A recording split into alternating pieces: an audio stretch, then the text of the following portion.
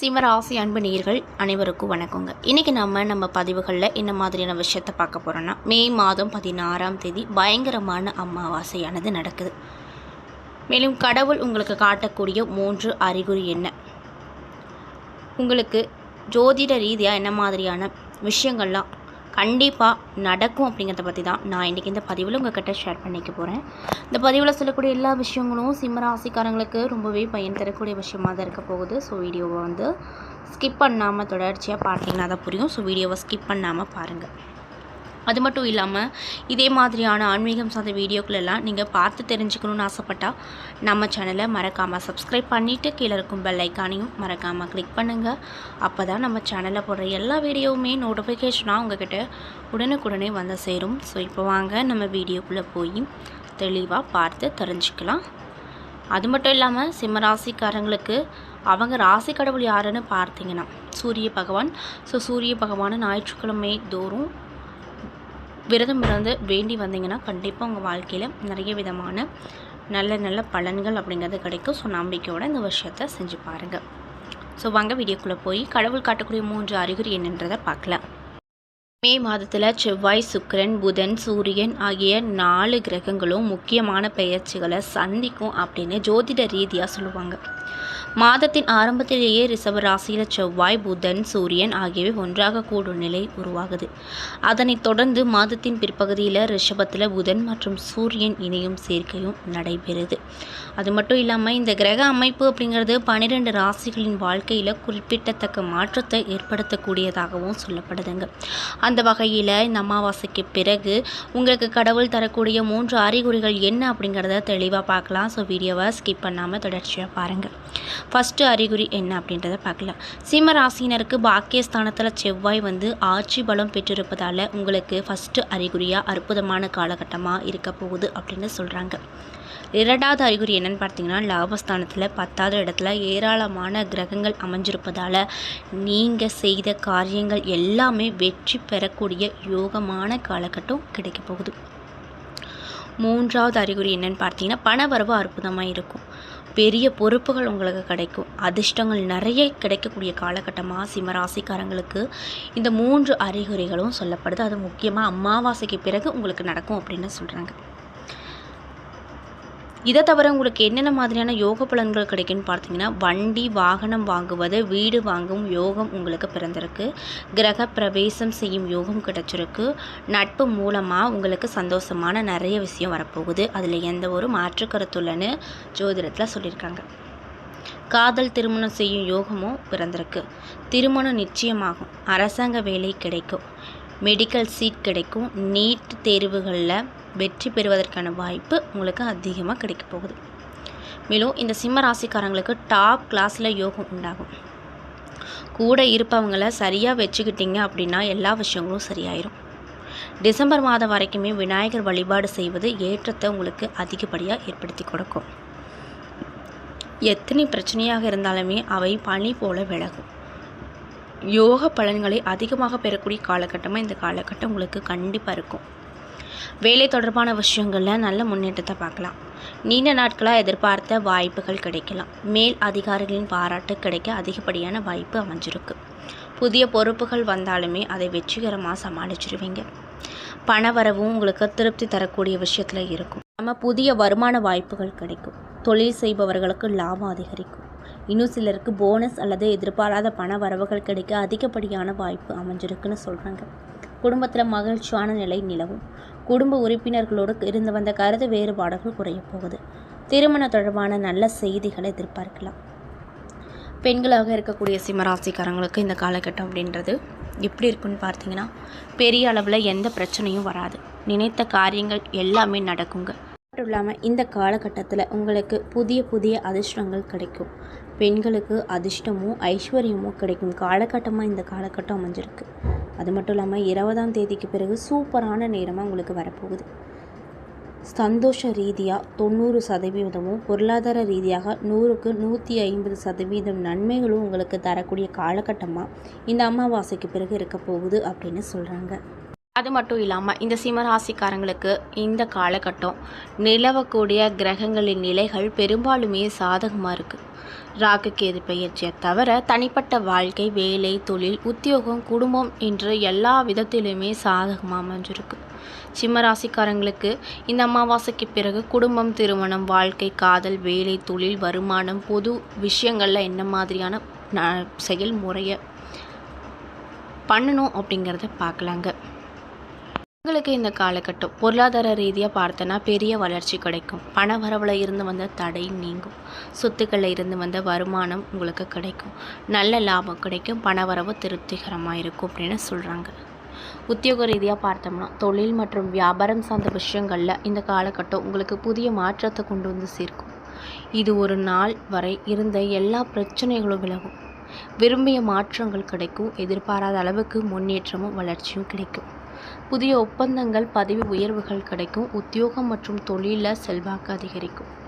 மேலும் நீங்கள் என்ன மாதிரியான விஷயத்தில் ரொம்ப கவனமாக இருக்க வேண்டியவை அப்படின்னு பார்த்தீங்கன்னா, வீண் குழப்பங்கள் எதிர்கொள்ளக்கூடும். சின்ன சின்ன விஷயங்களுக்கு தடுமாற்றங்கள் இல்லாமல் இருப்பது நல்லது.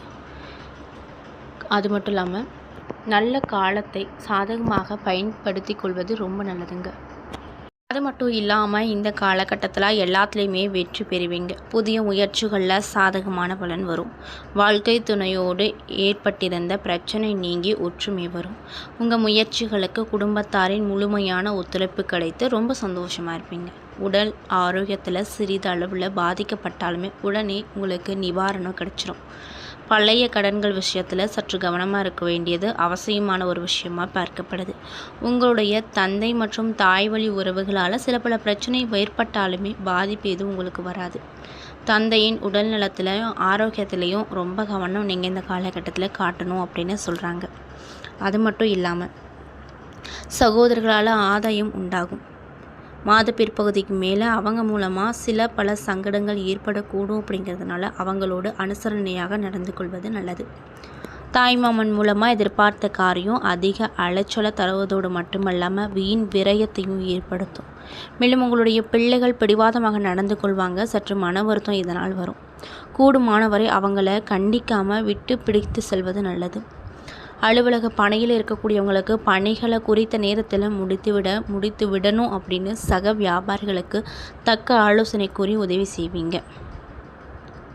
வேலை இல்லாமல் தவித்து வந்தவங்களுக்கு இந்த காலகட்டத்தில் கண்டிப்பாக வேலை வாய்ப்புகள் கிடைக்கும். வீட்டில் இருந்தபடியே வேலை செய்பவர்களுக்கு அலுவலகம் செல்லக்கூடிய சூழ்நிலை வரும். வியாபாரிகளுக்கு விற்பனையும் லாபமும் அதிகரிக்கும். மறைமுக தொல்லைகள் நீங்கும். பங்குதாரர்கள் வியாபார அபிவிருத்திக்கு உறுதுணையாக இருப்பாங்க. பணியாட்களும் நல்லபடி ஒத்துழைப்பு கொடுப்பாங்க. பெண்களுக்கு இந்த காலகட்டம் எப்படி இருக்க போகுதுன்னு பார்த்தீங்கன்னா, குடும்பத்தில் மகிழ்ச்சியான நிலை காணப்படும். அக்கம் பக்கத்தில் இருக்கும் பெண்கள் உதவிகரமாக இருப்பாங்க. கணவரோடு ஏற்பட்ட மன வருத்தங்கள் நீங்கி பிள்ளைகளால் பெருமை கிடைக்கும். மேலும் உங்களுக்கு அதிர்ஷ்டம் தரக்கூடிய நாட்கள் மே 11. அதிர்ஷ்டம் தரக்கூடிய எண்கள் 7, 9. சந்திராஷ்டம தினங்கள் மே 12 மாலை முதல் 13, 14 இரவு வரை. செய்ய வேண்டிய பரிகாரங்கள்: வியாழக்கிழமை நாட்களில் ஆஞ்சநேயருக்கு துளசி தளத்தால் அர்ச்சனை செய்து வழிபடுவது பல வகையான நன்மைகள் உங்களுக்கு ஏற்படுத்தி கொடுக்கும் அப்படின்னு சொல்கிறாங்க. ஸோ இந்த பதிவை சிம்மராசிக்காரங்க பார்க்குறீங்கன்னா கண்டிப்பாக இந்த விஷயத்தை பரிகாரங்கள் மாதிரி பண்ணுங்கள். கண்டிப்பாக உங்களுக்கு நல்ல பலனே அந்த சிவபெருமான் கொடுப்பார். அதே போல் சிம்மராசியில் இருக்கக்கூடிய மகம் நட்சத்திர அன்பர்களுக்கு இந்த காலகட்டம் வெற்றியை தரக்கூடிய அமாவாசையாக இருக்க போகுது. ஜென்ம ராசிக்குள்ளே கேது சஞ்சரித்து மனதில் குழப்பம், செயல்களை பின்னடைவை ஏற்படுத்தும். அஷ்டம சனி தொழிலில் நெருக்கடி, வேலையின் பிரச்சனை, உடல்நிலையில் பாதிப்பு கொடுக்கும். அப்படியெல்லாம் இருந்தாலும் கூட உங்கள் ராசி அதிபதி பாக்கியஸ்தானத்தில் உச்சமாக சஞ்சரிப்பதால் உங்கள் திறமை இந்த காலகட்டத்தில் வெளிப்படும். செல்வாக்கு அதிகமாக இருக்கும். போராட்டமான நிலை விலகும். வரவேண்டிய பணம் உங்கள் கைக்கு இப்பொழுது வரும். வியாபாரிக்கு, கலைஞர்களுக்கும் எதிர்பார்த்த ஒப்பந்தம் கிடைக்கும். அரசியல்வாதிகளுக்கு தலைமையின் ஆதரவு அதிகமாக கிடைக்கும். புதிய நம்பிக்கை பிறக்கக்கூடிய காலகட்டமாக உங்களுக்கு இந்த காலகட்டம் அமைய போகுது. புதிய விஷயங்கள் நிறையவே பார்ப்பீங்க. அது மட்டும் இல்லாமல் உங்கள் ராசிக்கு பாக்கியாதிபதி செவ்வாய் மே மாதம் 10 வரைக்கும் அஷ்டமஸ்தானத்தில் சஞ்சரித்து வந்தார். இதனால் உங்களுக்கு புதிய இடம், வீடு வாங்கக்கூடிய யோகங்கள் பிறந்திருக்கும். உத்தியோகத்தில் இருக்கக்கூடியவங்களுக்கு வேலைப்பளு அதிகரிக்கும். இன்னும் சிலருக்கு எதிர்பாராத இடமாற்றம் வரும். தன குடும்ப வாக்குஸ்தானத்தை சனி பகவான் பார்ப்பதால் முடிந்தவரை குடும்பத்தினரை அனுசரித்து செல்வது நல்லது. வார்த்தைகளையும் சரி, பண விஷயத்துலேயும் சரி எச்சரிக்கையாக இருங்க. மாணவர்களுக்கு உயர்கல்வி விருப்பம் அப்படிங்கிறது நடக்கும். மேலும் உங்களுக்கு சந்திராஷ்டம தினங்கள், அது முக்கியமாக குறிப்பிட்டு இந்த மகம் நட்சத்திர நண்பர்களுக்கு சந்திராஷ்டம தினங்கள் மே மாதம் 12, 13 அதிர்ஷ்டம் தரக்கூடிய நாட்கள்.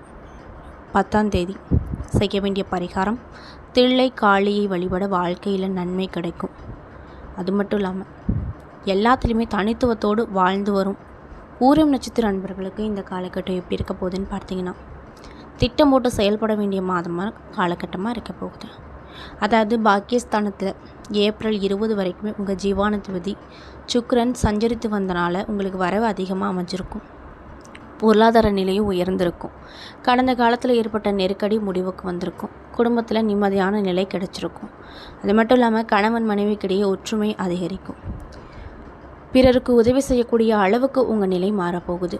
லாபஸ்தானத்தில் சஞ்சரிக்கக்கூடிய உங்கள் பூர்வ புண்ணியாதிபதி குரு பகவான் யாமிருக்க பயமேன் என்று உங்களை காப்பாற்றுவார். அதனால் கவலைப்படாதீங்க. செல்வாக்கை உயர்த்தி கொடுப்பார். அவர் பெரிய மனிதர்களை வரிசையில் உங்களையும் நிறுத்துவார்.